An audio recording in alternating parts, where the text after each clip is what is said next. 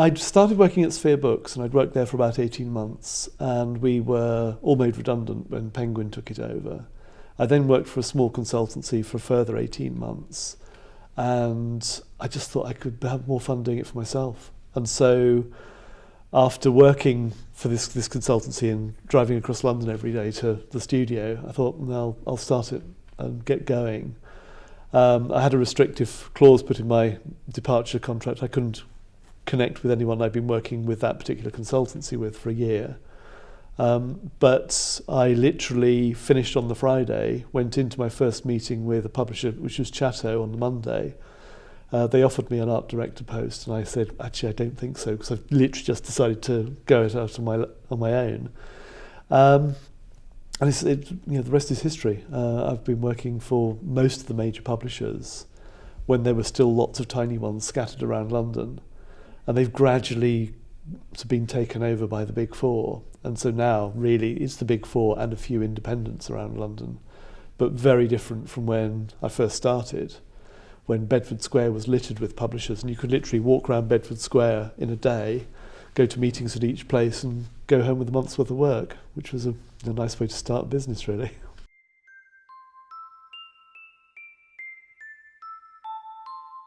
No, absolutely not. I mean, when I was at school, we were listening to bands like the Rolling Stones and things like that.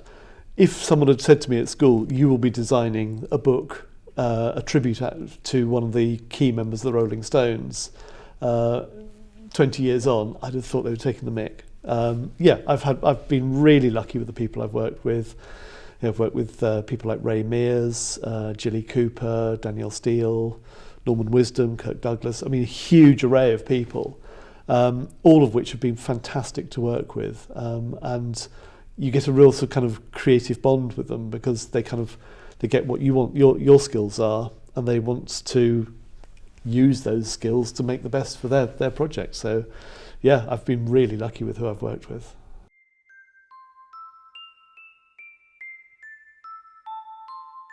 Well, I mean, this goes back even younger. When I was about 8 or 9, I just wanted to be an architect.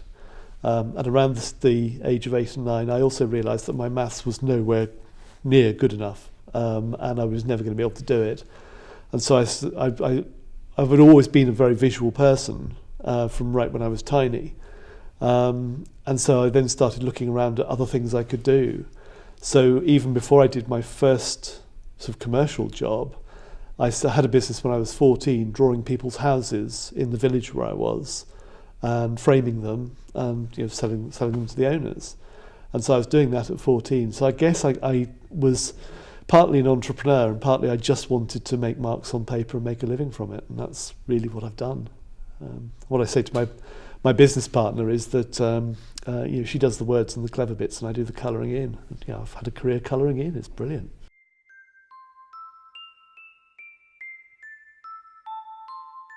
That's a good question.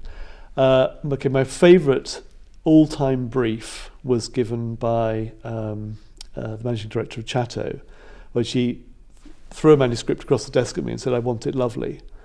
And that was the whole brief, through to people who have a very clear idea of where they want to go. And sometimes that's in alignment of where it needs to be, and sometimes it's a negotiation to get it into a sort of a marketing position rather than this is what I'd like my cover to be position. And that's usually a sort of case of negotiating and doing a variety of roughs to get people to see that the original idea may not be the best one or may not work. So there's a lot of sort of conversation and psychology that goes around it as well.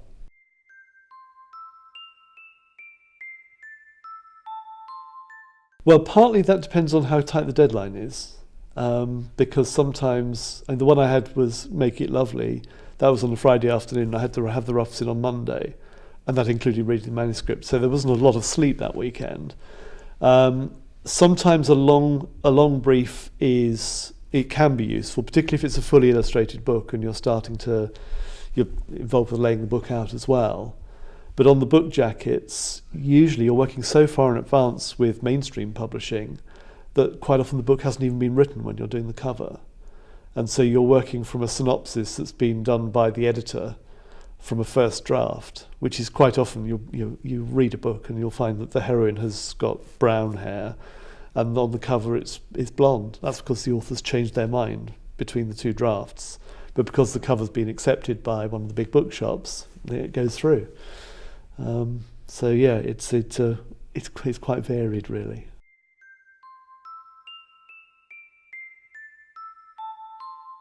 We're a branding and communications agency, so we talk to our clients and discuss with them who they need to be addressing in order for their products to be sold or their services to be sold.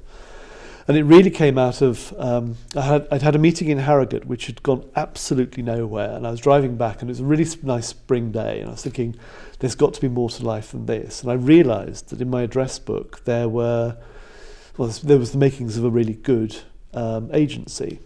So I thought, well, there are lots of agencies around, so in order to make it successful, how do I make it different?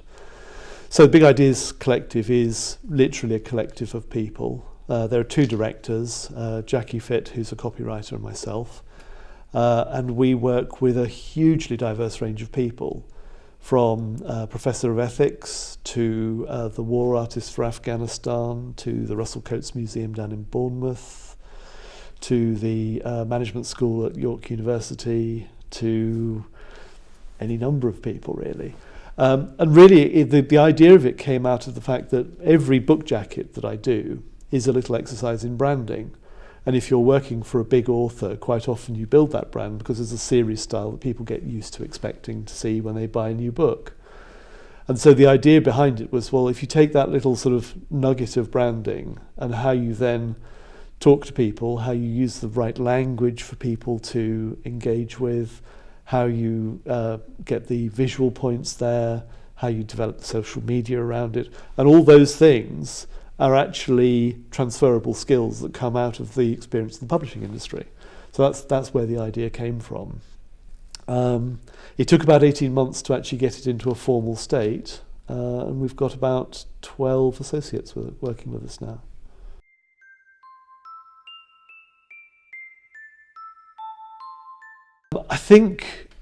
I was very lucky when I started out. I had a couple of people who took some time with me from their professional practices to give me some advice.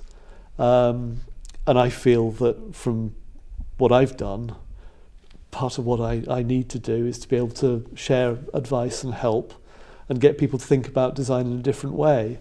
The brief I was given for Huntington School, where I've been into a lot over the years, I think it's nearly 10 years now, was that I was to scare the Year 12s when they came back from doing their ASs into a project which they had to deliver in 6 hours from nothing to a book jacket. And the fact that actually in a professional studio, that's quite a long time because they're used to working for sort of 2 or 3 weeks on a project. And so it's very, very truncated, very focused. But it gives them a sense of what a real design brief would be. The fact that you can't actually subvert it and change the brief, but you have to follow the brief. And it's also a really good way of keeping your own knowledge real. That if you have to articulate it to a group of people who don't have the experience, and you can, then that's actually a really neat thing to do, to kind of check your reality check of, I'm working with this particular author right now, but actually I have to articulate how you go about design to this group of people. And it keeps you thinking about it, which is good.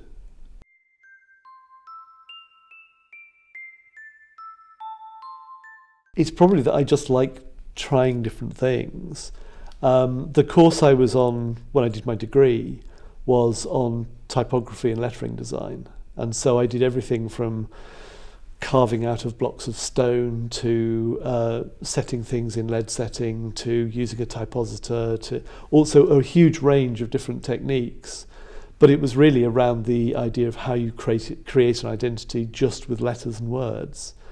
And that obviously, again, is a transferable skill to businesses who are wanting to articulate what they do. And sometimes a service industry in particular is always a fairly abstract quantity to illustrate, which is why on websites you tend to see quite a lot of water droplets falling into a lake and all the ripples coming out. but it's how you articulate that in a way that actually means something to the target audience.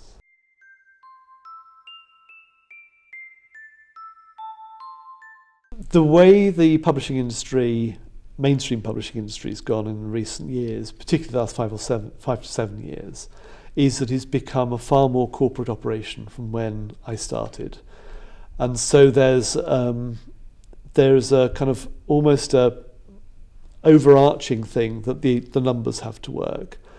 And I think quite a lot of times that's in detriment to developing authors who may start out as slightly raw in how they work, but are developed because they work with editors on a regular basis and they start to understand the process. Because it's now these 4 very big groupings, which have to kind of taken away from that a little bit, actually working directly with the authors is, you get a far better sense of communication. And in fact, quite a lot of what I've done with mainstream publishers is to work directly with the authors. And so I've gone through and done the picture selection with them. I've helped work out how to pace the book, how to not over-illustrate a section, how to pace the book so it's not just sort of shouting at you on every page, but you have thinking space. And so working directly with an author is a joy like that. So that's kind of why I've moved in that direction. And in fact, more and more people who have published traditionally are now publishing independently.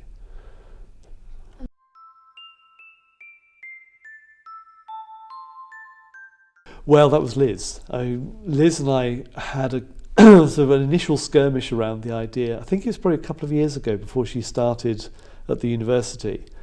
And we had a few sort of exploratory meetings about how to do it, the venue, who could come along, how it could be structured.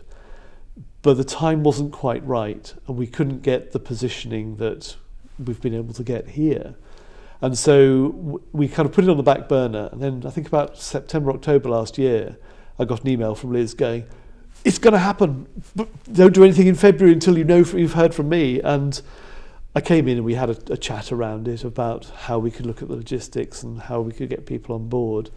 And she said, "Right, well, I've got a team. We'll put this out, and you'll be hearing back." I did, and I'm now doing something in February with you. So yeah, it was through Liz.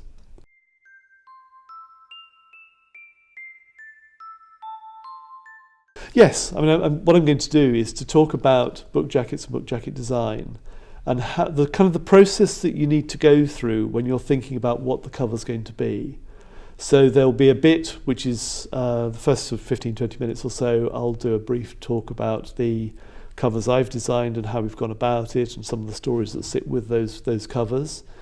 Then I'll be doing a bit which is audience participation, where I'm going to give, depending on how many people are in the room, either a table or individually, some briefs out for people to start brainstorming the ideas for those briefs.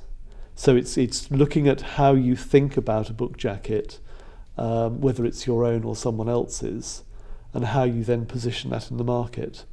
And then the last bit will be feedback and conversations around that and questions and answers.